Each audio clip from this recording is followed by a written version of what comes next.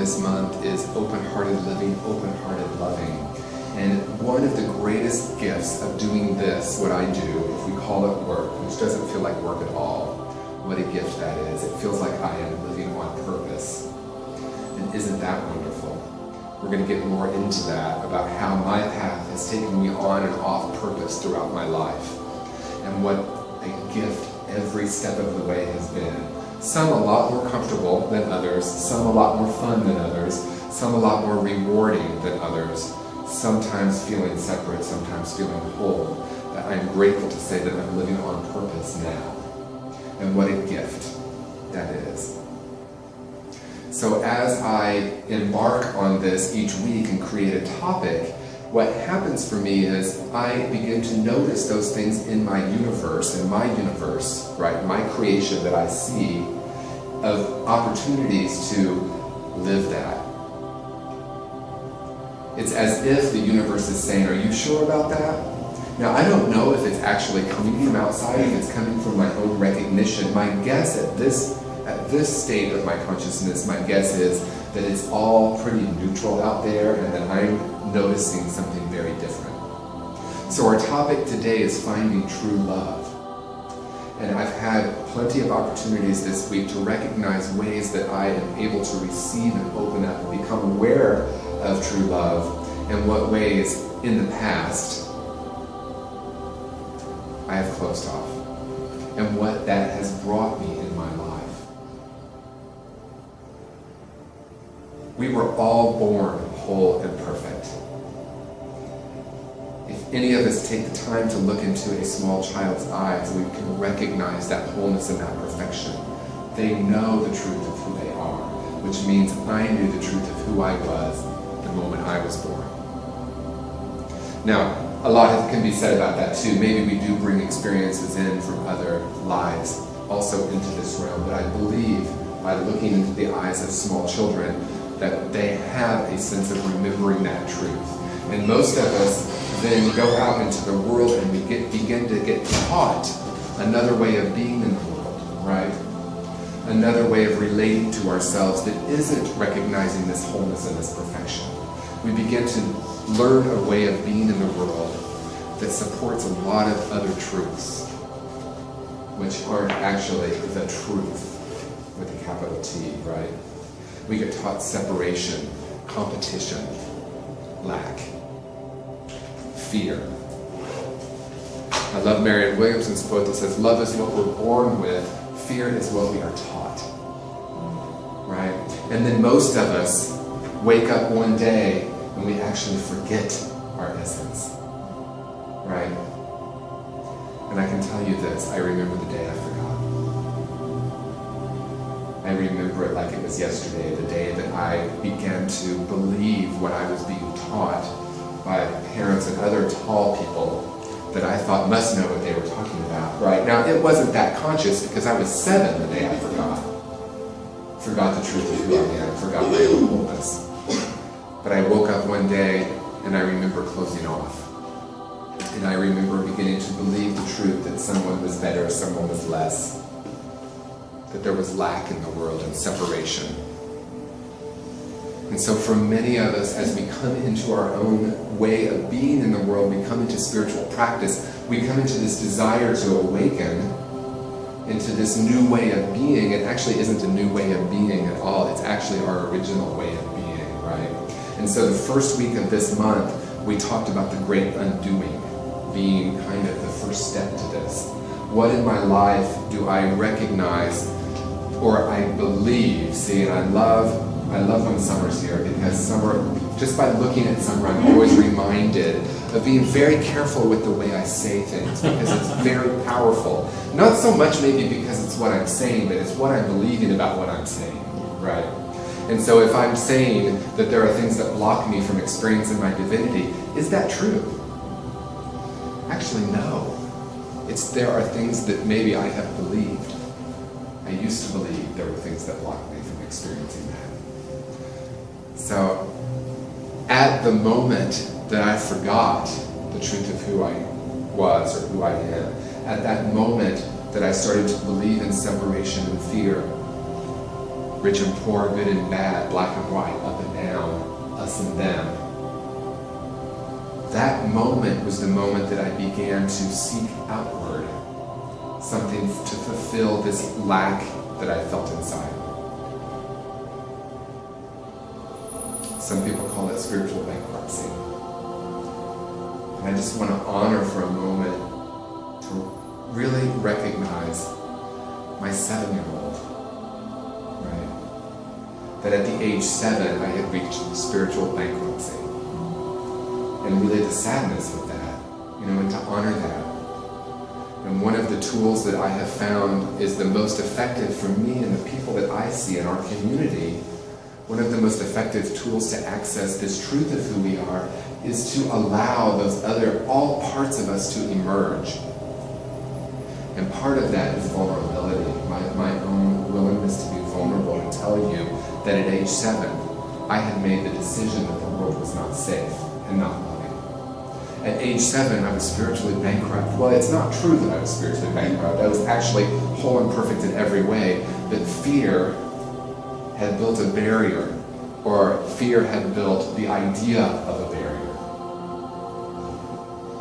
And it was at that moment that I think I took my umbilical cord and tried to find places to plug it in, right? Through relationships with others, through being a good little boy, drugs, money, clothes, prestige. Now I know I wasn't doing all that at 7, but in the course of my life until at least my early 20s, that's where I was at. I was absolutely believing that I was not whole and perfect. There was something fundamentally wrong with me, and I needed to find something outside of myself to make myself okay. So there began my outward journey at age 7, and that continued for a great part of my life. And one thing I want to talk about today, and I want to be really careful about the way I speak about it, because I want to begin by saying that the only way I can talk about this at this moment is from my own level of consciousness. And the only way I can speak about it is through my mind, actually, because it's words, and words are sometimes limited. And so I want to talk about levels of consciousness, but I want to acknowledge before I say this, that I understand that it's really a level of consciousness is still just a concept in my mind. And in Awakened Living, we believe that how we think is far more important than what we think. How we believe is far more important than what we believe. So this construct that I'm sharing is simply my mind trying to make sense of something. So I want to say out loud, it's not the ultimate truth. The ultimate truth is wholeness and perfection. And what I'm about to explain is my mind trying to make sense of it. And I'm going to share it from my own experience. I'm not going to share it from what I see in the world, although like Lane's quote today from Byron Katie was, "What I saw in them is who I am." And I know I misquoted it, but that's all right. What I believe they are, I am. Right? So anything that's reflected in my outer realm is really how I am, what's going on inside. So this is what I see. This is what I've seen in my life. And I like to give it a little bit of framework by saying I'm giving it the 3 M's of consciousness. The 3 M's. Level 1, and again, level's only in the mind, but I'm going to try my best to talk about it in a framework that might make sense to our minds, right? Level 1, M, is martyrdom. It's where we believe that things happen to us. You might call it victim consciousness, lack consciousness. Some people call it race consciousness, meaning it's like, in so many ways, it's the predominant consciousness on the planet. And I'm not going to necessarily buy into that one anymore because I think that's not true anymore. But this level 1 consciousness is things happen to me. I'm a victim of circumstance. I don't have any accountability of what's happening in my life. And that from age 7, when I shut down and closed off, it began to all be about achieving something outside, looking for love outside myself, looking for power outside myself. And that's where that first level consciousness comes in. There's something wrong with me. I need to find something outside of myself to fix that. But see, here's the thing. When we talk about finding true love, one of the topics that seems to always come up, why do I keep attracting unavailable people. And I listened to a talk that Marianne Williamson gave on relationships, and she said the moment I change that to why am I attracted to unavailable people, things will change, right? Because it's at that moment that I become more accountable. So this level 1 martyrdom, as I call it, just because it's an M, because it fits well with the other two, is that life is happening to me. And in my own experience, what happened is I woke up one day and thought, isn't it interesting that the same kind of life keeps happening to me over and over and over again, right? That same relationship, that same unavailable person. And ultimately, the question I want to ask about the idea of unavailable people is simply this. What am I asking them to be available for? Am I wanting them to change me or fix me? Am I wanting them to make me whole and complete? So in this first level of consciousness, there's something wrong with me. There's something wrong with the world. It's happening to me. My happiness comes from an outside source. So of course I'm seeking the right job, the right relationship, the right clothes, the right city to live in. There's a great story of a person who was the gatekeeper at a great city. In ancient times, there was a city wall, and people would come to the gate and ring the bell and ask to be let in. I picture like the wizard, right? The Wizard of Oz. So they asked to be let in, and the person asked, tell me about your city. And the gatekeeper would say, well, why don't you tell me about the city you came from? Well, people there were very kind and loving and open-hearted and gentle. I found real love there. I had a beautiful family, and there was love all around me. And the gatekeeper said, please enter, you'll find your people here. That's how the people here are. Next person comes and rings the bell, and I know we know where this story's going, right? Tell me about your previous city, your previous town. The people were cruel. They were heartless. No one there was generous. It was all about competition, separation, and lack. And the gatekeeper said, you are welcome here, but I want to let you know that those people you will find here too. So what happened for me as I began to shift from this first level of what I believe in my mind is trying to make sense of it, is I began to become accountable for my experience. I began to say, wow, isn't it interesting that I'm in my 5th relationship and it's exactly the same, right? And I mean, 1, 2, maybe 3, but by 4, I'm like, okay, wow, there must be something going on in me, right? So this next level of consciousness that I'm calling the master manifester, or maybe even metaphysical, right? So if M is things happen to me, that's martyr, things happen to me. Metaphysical or manifester, I make things happen.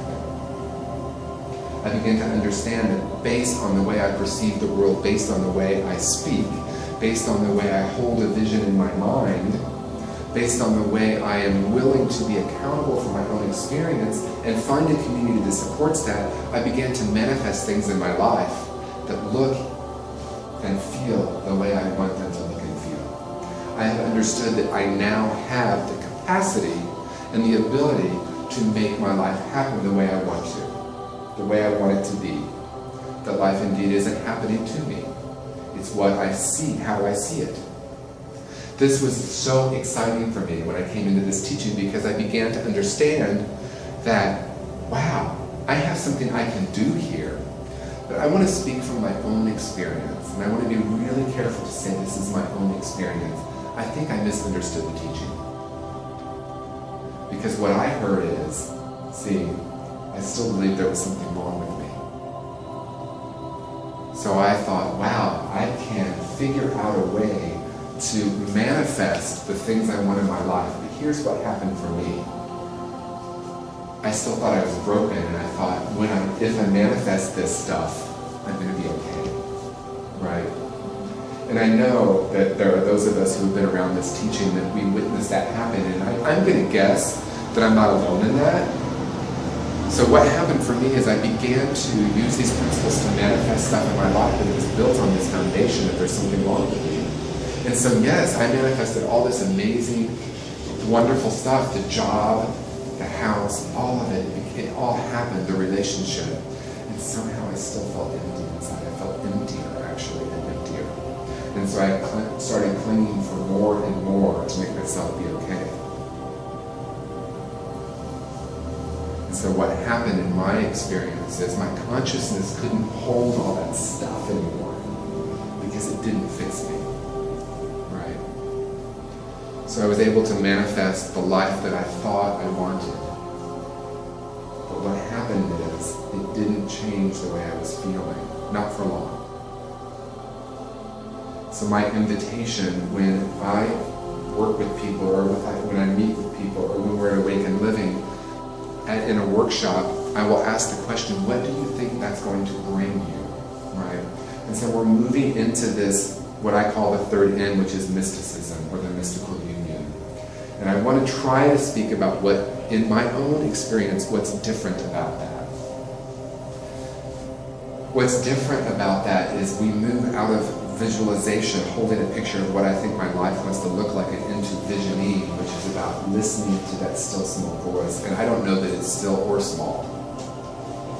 That inner voice, that inner knowing, that guides me and directs me, and then begins to manifest my life in the way that life would have it be. Right? The way that life would have it be. And what I mean by that, and I want to be, again, really careful the way I say it, because what happens at the mystical level is I begin to look at that possibility that nothing, absolutely nothing outside of myself needs to change in order for me to acknowledge my wholeness and my perfection. And that this is really about undoing those beliefs and letting go of those beliefs and recognizing that I already have everything that I need to be whole and complete. And what happens then, when I notice that, and when I really understand that, and when I've allowed those other things to float away or to become untrue, right? Then the universe seems to respond with all the things that I thought I wanted in order to feel okay. And see, I think that's really what a lot of people are teaching, but I didn't hear it right.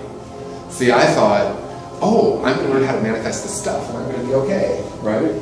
And it was built on this like shaky foundation, right? But I still don't believe I deserve it. I still don't believe I'm worthy. I still don't believe I'm loved, and that somehow something outside of me is going to help me experience that. So what happens when I am simply willing to be with myself, whatever is happening? And as Pema Chodron says, every situation in my life is an opportunity to open up or close down. What happens when I begin to listen to that inner voice for my direction rather than what I think it should look like? And my own experience with Awakened Living, as an example, we started Awakened Living in April of 2012. I had a very clear picture of what I thought it should look like. So I gathered a lot of people that kind of believed my story of what it should look like, and we all began to try to manifest it. But what happened was I wasn't necessarily listening to the inner voice. The inner voice was telling me that this was about living on purpose, not about manifesting it to look a certain way. So what happened is, it didn't happen the way I wanted it to. It did not manifest the way I wanted it to. And I got frustrated. And I thought, what am I doing wrong? I must not be doing my affirmations correctly, or my vision board must not be. Anyway, what I came to is, oh my gosh, this isn't about how it looks. This is about how I am. This is about, can I live in and on purpose? And can I be guided by my inner vision? And then can I bring people together that want to share in that? Not my inner vision, but our inner vision. This mysticism is a place where we reach the understanding that we are all one. Literally all one. And we come together and listen to our own inner guidance. And so the question might be asked, if we live in this mystical way and love is all that we are, and we don't need anything outside of ourselves, why would we want relationships? Or why would we want spiritual community? Or why would we want friends? Or why would we want work that we love? And so what has worked for me at this level of my consciousness is to recognize when I know that that's the truth of who I am, when I know that I am whole and perfect in every way, and I have a commitment to live from that, then of course I want relationships. I want to find other people that can share that in that process with me. I want to be surrounded by people in spiritual community. I want to be in a partnership where we reflect that truth. Rather than, I need my partner to be a certain way so I can feel okay. I can fill this emptiness or this void. And I'm going to go a little bit out on a limb here and say that for myself, I have used spirituality and religion as that too. That I have sought some power outside of myself to make me feel okay. To find some sort of salvation, right? To find love. And so at Awakened Living, we're very committed to being a group of people, which really is one, all different aspects of God being, not God's being, but God being, which is the truth of who we are. And we come to share that. Now, does that mean I'm always living in that awareness? Probably not. I have moments, I have many moments, where I find myself clinging for something outside myself to make myself feel okay. What's the key for me? The key for me is gentleness. The key for me is self-compassion. And it's having people in my life, like the people at Awakened Living, that will hold me to my highest and best. And so a lot of times we come together, and maybe I'll do a talk or we'll have a workshop, and we kind of throw around these ideas, and sometimes I will admit that I feel like when I maybe look at a talk I've given, I'm like, well, did I really tell anyone what to do or how to do it? You know, and sometimes I appreciate the very simple, well, how do we manifest this in our lives? So I want to begin, before I do this final part of this talk, I want to ask each of us, is being love, knowing that we are love, knowing that we are whole or perfect in every way, is that a desire in your life? Is it a desire to know that you are one with all other people? And that this mystical experience is about experiencing ourselves as whole and perfect and finding other people in our lives to reflect that. Is that a desire? And if that's a desire, because I'm seeing nodding, so I'm going to go with it, yes, it's a desire, then how do we do it? And I'm going to share what has worked for me. It starts with a decision. The decision that I had to make is, do I want to now understand or believe or become aware of that truth, that love is all that I am? And then we start with the great undoing, like we talked about the first week of this month. What appears to be in the way of me experiencing that? And what methods and what practices can I use? What community can I find? What therapist or life coach, or how can I begin to find a safe place to begin to dismantle or recognize those parts of me that no longer serve this truth? So I know for me it's about relationship. It's about me having someone like Summer in my life that I know she's going to see me as whole and perfect and invite me to recognize those parts of me that no longer serve that truth. But here's a huge key that I've been working with a lot. Rather than focusing on what seems to be blocking it, I want to focus on the truth of who I am. And it may sound really small, but it's so huge for me. Because in this teaching, I focused a lot on what needs to be dismantled, what needs to be let go of, what are my false beliefs. That's valuable. But I love what Eckhart Tolle says when he says, how do we become enlightened? We begin to focus on that truth. We begin to focus more on the inner body. We begin to focus more on the truth of who we are.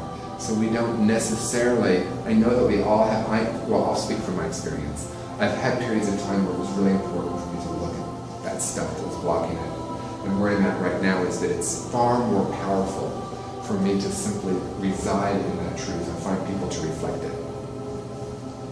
We become the ultimate observer. In meditation, we no longer try to control the mind or quiet the mind, but we simply bring our awareness to that truest part of ourselves, that energy field that we are. we begin to see ourselves, I begin to see myself as whole and perfect and divine. I forgive everyone. It's possible that it never happened anyway. It's possible that based on my own story, my own false belief that I came up with at some point in my life, that I believed something happened to me that didn't. And even if it did, it's rare that I quote Jesus, but I'm going to quote Jesus, who was believed to have said, "Forgive them, for they know not what they have done." The ultimate forgiveness for me is to find a place of compassion and forgiveness for people who taught me those lies. Right? That taught me about separation and suffering and fear and competition. What happens when I just recognize that's what they were taught and that's what they believed? And I can reside in, wow, how is it possibly serving me to hold on to this? To hold on to this story? So I forgive everyone and I forgive myself, right? Can I forgive myself for holding on to those things that weren't in alignment with this truth? Perhaps we don't change consciousness at all, just awareness, right? Maybe that is what we're talking about when we're talking about human consciousness, my ability to see more, or see differently, or live beyond the story. So perhaps this isn't about attaining anything at all, but simply recognizing the truth and continuing to focus on that, and then letting go and forgiving anything that stands in the way of that. And I want to read something from the Course in Miracles in closing. The Course does not aim at teaching the meaning of love, for that is beyond what can be taught. It does aim, however, at removing the blocks to the awareness of love's presence, which is your natural inheritance. I'm actually going to read it all again. The Course does not aim at teaching the meaning of love, for that is beyond what we can be taught. It does aim, however, at removing the blocks to the awareness of love's presence, which is your natural inheritance.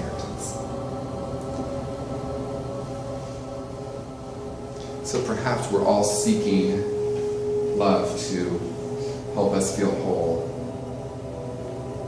and perfect. And it's possible that there's nothing outside of us that's going to bring us that awareness. So rather than seeking love, I simply find a way to recognize that that's the truth of who I am and that's the truth of who you are. And I'm here to share that. The great remembering might be another way to say the great undoing. The great remembering of what it's like to be whole and perfect. And I know that the people who have come here today are on this journey of experiencing the wholeness that we are, the love that we are, and sharing that with one another. And what happens when I absolutely know that? See, life, the situations in my life begin to just show up to match my vibration, right? So as I begin to know I'm whole and perfect and I am love and I am living on purpose, then of course life begins to present itself, or it appears life begins to present itself to support that truth. And I know in my own journey, I've had some incredibly painful situations, and it's really because I was out of alignment with that knowing. And isn't that okay? Isn't it okay for me just to say, wow, I was really out of alignment, and look how beautiful the universe, how incredibly powerful, and how synchronistic it is that it allowed itself to show that to me. So if things in my outside world aren't in alignment with who I want to be in the world, rather than finding a way of criticizing myself for not doing it right, can I just lean into that experience? Open up my heart and remind myself that in this mystical experience, I simply look within to find my purpose, to find people that support that purpose, to reflect that truth, and then allow life. See what happens in the mystical mystical consciousness is I let things happen. Life happens to me. I make things happen. I allow things to happen. Can it be that simple? Can it be that simple that I begin to recognize the truth of who I am as whole and complete and loving?